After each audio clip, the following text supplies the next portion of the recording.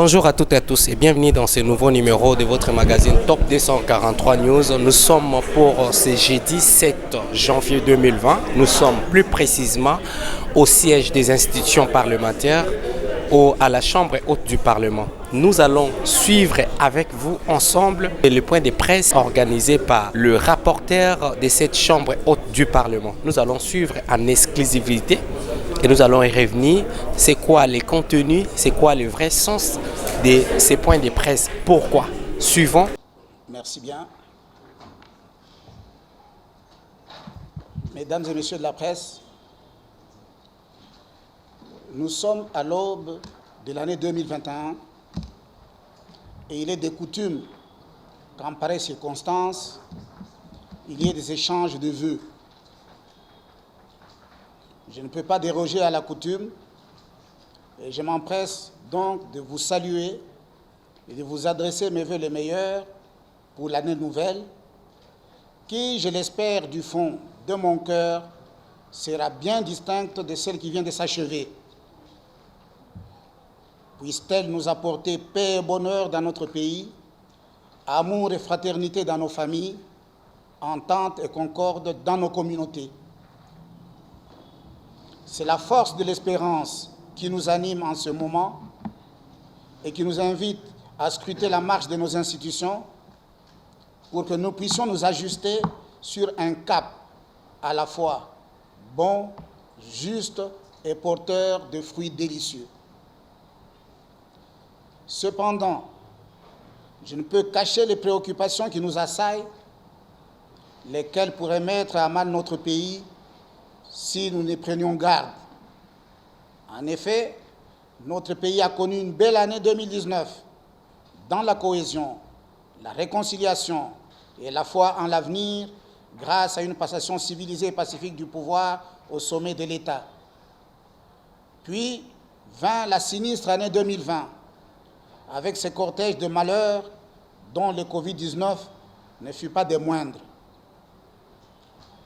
Il y a eu des secousses dans toutes les institutions, des controverses au sujet de la nomination de quelques juges de la Cour constitutionnelle, la destitution du bureau de l'Assemblée nationale, l'occupation du siège du Parlement par les forces de l'ordre, la contestation de certaines prérogatives du gouvernement, et j'en passe. Aujourd'hui, une coalition gouvernementale est en train de prendre fin et une autre est annoncée. Mais au niveau de la Chambre haute, l'année 2021 semble démarrer sous le signe de la dispute. Des démons provenant, nous savons d'où, sont venus distiller le poison de la discorde en portant des allégations contre l'honorable questeur du Sénat, sur qui ils aimeraient jeter l'opprobre d'une tentative d'éviction de l'honorable premier vice-président du Sénat. Un procès d'intention a été engagé et des faits pourtant normaux de paiement de tranches d'émoluments aux sénateurs ont été montés en épingle pour justifier des accusations de corruption. L'argent dont question provient pourtant du Trésor public et il a été versé au Sénat depuis le 30 décembre 2020. Comme déjà précisé dans le communiqué de presse publié hier, tous les sénateurs étaient au courant des modalités de paiement de cette première tranche de leurs émoluments, car ils l'avaient régulièrement approuvé lors d'une séance plénière tenue en décembre 2020. Mesdames et messieurs, formuler des allégations si graves contre l'honorable questeur en lui attribuant des actes de corruption et de déstabilisation contre l'honorable premier vice-président, c'est particulièrement inquiétant. Ce qui est encore plus inquiétant, c'est la survenue des faits attentatoires aux droits et libertés de l'honorable questeur. En effet, dans la soirée du mardi 5 décembre 2021, une escouade d'hommes porteurs d'armes de guerre et d'uniformes des forces de défense et de sécurité ont tenté de l'enlever de sa résidence. Et comme si cela ne suffisait pas, des policiers sont venus retirer une partie de sa garde, pourtant régulièrement commise à sa protection. Ces hommes ne disposaient d'aucun mandat de justice, mais prétendaient venir lutter contre le blanchiment d'argent. Face à cette situation singulièrement préoccupante, le Bureau vient de saisir le vice-premier ministre, ministre de l'Intérieur et de la Sécurité, et le ministre de la Justice pour leur exprimer notre protestation et notre indignation, ainsi que pour leur demander de prendre les dispositions qui s'imposent afin de garantir aux questeurs du Sénat la pleine jouissance de ses droits et libertés et le bénéfice des agents devant assurer correctement sa sécurité. Tout en nous gardant de pointer un doigt accusateur en direction de tel ou tel acteur politique, nous tenons cependant à rappeler que les procédures d'arrestation cavalière des élus du peuple sont un ferment pour la déstabilisation des institutions et constituent du limon pour la liquéfaction de la démocratie. Alors que le Sénat s'apprête à convoquer une session extraordinaire pour répondre à la requête formulée par son Excellence, Monsieur le Président de la République, des appels anonymes sont adressés à certains sénateurs, soit pour les intimider, soit pour leur proposer des fonctions gouvernementales et autres en récompense d'actes d'allégeance. Ce ne sont pas des faits rassurants pour l'avenir de notre démocratie. Nous ne sommes pas encore sortis de l'auberge avec le processus de mise en place des nouveaux bureaux définitifs au niveau de l'Assemblée nationale. Et la Cour constitutionnelle peine à donner suite aux requêtes en interprétation introduites depuis novembre dernier. Et déjà, d'aucuns voudraient compléter le sinistre tableau par l'organisation des coups fourrés au sein du Sénat. Notre histoire politique nous apprend que depuis 1960, ce genre de pratiques ne nous ont jamais porté bonheur et qu'au contraire, elles ont toujours été la source de troubles sociaux et de guerres civiles. Tirons des leçons de l'histoire et mettons-nous à l'abri de tels désastres. Notre désir à tous est de voir notre pays aller de l'avant, dans la paix et l'ordre, loin de l'arbitraire et de la brutalité. Point n'est besoin, donc, pour tel ou tel sénateur, de recourir à des méthodes cavalières pour assouvir des ambitions personnelles et se garantir des avantages moyennant la déstabilisation des institutions. Le Sénat dispose d'une série de mécanismes internes de gestion des antagonismes. Et si besoin en était, l'on pourrait même faire appel au comité de conciliation d'arbitrage pour rapprocher tel ou tel autre membre de la Chambre haute ou de notre bureau.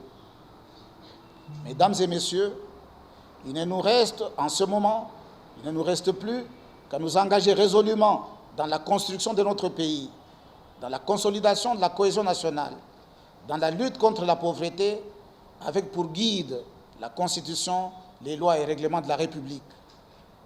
Tout en renouvelant les vœux déjà présentés, je garde une pensée pieuse à l'endroit de tous ceux qui viennent de nous quitter, dont le sénateur honoraire Massoudi, nos compatriotes de l'Est du pays, nos pilotes et autres membres de nos forces armées et de sécurité, ainsi que de nos familles.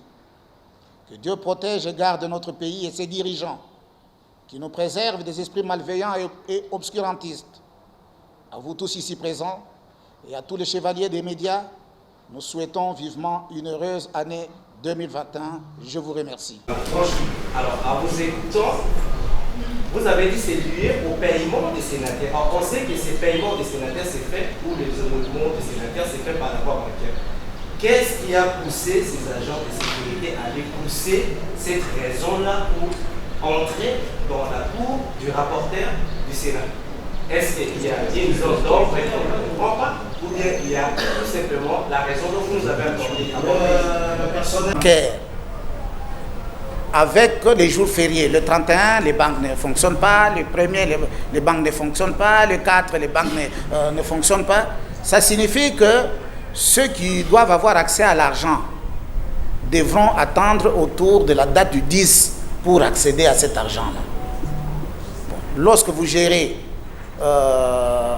des services et que vous avez affaire à des familles, soit vous dites, nous restons rigoureusement sur la ligne de la voie des choses du paiement bancaire, alors à ce moment-là, tous ces gens-là ne vont pas fêter, ils auront leur argent autour du 10, ou bien vous leur trouvez une solution, vous leur remettez de l'argent.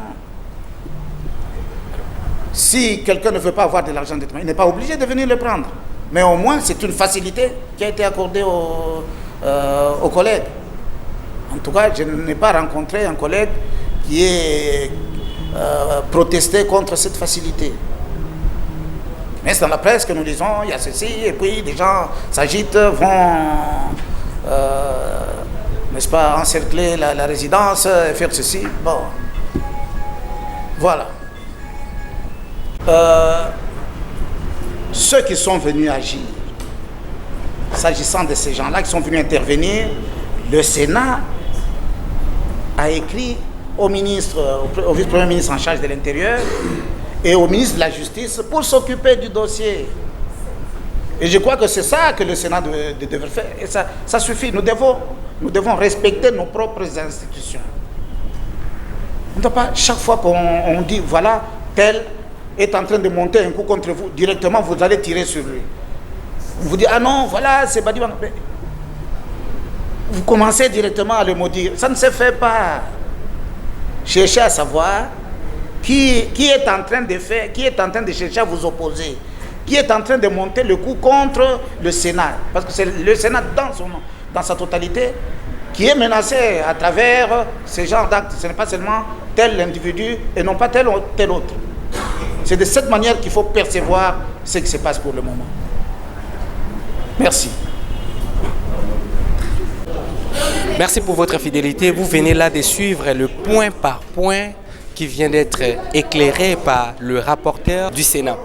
Il s'agissait des problèmes de séquestration des domiciles du questeur de la Chambre haute du Parlement, mais également les isanies qui se créent. Vous avez eu droit à réponse à toutes ces préoccupations qui viennent se dérouler ici présent à la Chambre haute, plus précisément dans la salle des commissions ou la salle des conférences des présidents du Sénat. Merci pour votre fidélité. Restez connectés, partagez nos liens avec vos proches, abonnez-vous et faites vos suggestions. Toutes les suggestions nous seront toujours les bienvenues. À nous revoir très bientôt et portez-vous bien. Bonne année 2021.